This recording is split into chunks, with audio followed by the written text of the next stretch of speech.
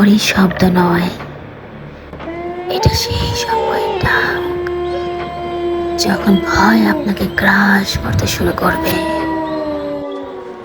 Welcome to nightmare.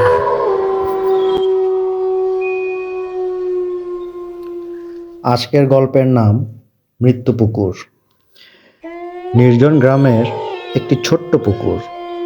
পুকুরটির পানি গভীর সবুজ, আর তার চারপাশ ঘিরে ঘন ঘন গাছপালা। গ্রামবাসীরা একে বলে মৃত্যু পুকুর। কথিত আছে, এই পুকুরে যে মাছ ধরে সে এক অদ্ভুত অসুখে মারা যায়। কেউ কেউ বলে পুকুরের মাছগুলো অভিশপ্ত। শুভ শহরে পড়াশোনা করলেও ছুটিতে গ্রামে এলে সবসময় নতুন কিছু করার চেষ্টা করে। গ্রামের বয়স্কদের নিষেধ সত্ত্বেও সে ঠিক করলো পুকুরের রহস্য উন্মোচন করবে। এক বিকেলে সূর্য অস্ত যাওয়ার ঠিক আগে সে একটি বড় জাল নিয়ে পুকুরে নামল।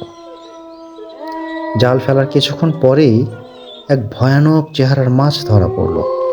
মাছটির চোখ যেন রক্তের মতো লাল, আর তার আসে অদ্ভুত আভা।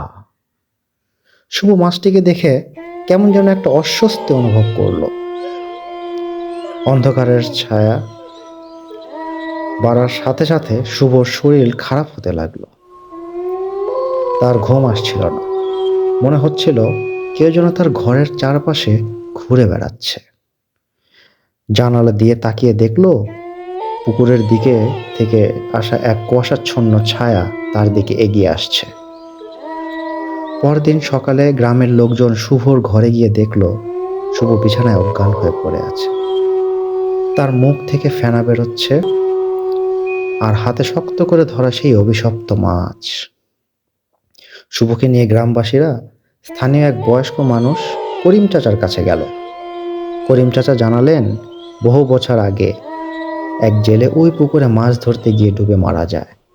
তার আত্মা মাছগুলোর রূপ নিয়ে ফিরে আসে। যারা সেই মাছ ধরে তাদের আত্মা সে নিজের করে নেয়। শুভকে বাঁচানোর আর কোনো উপায় ছিল না।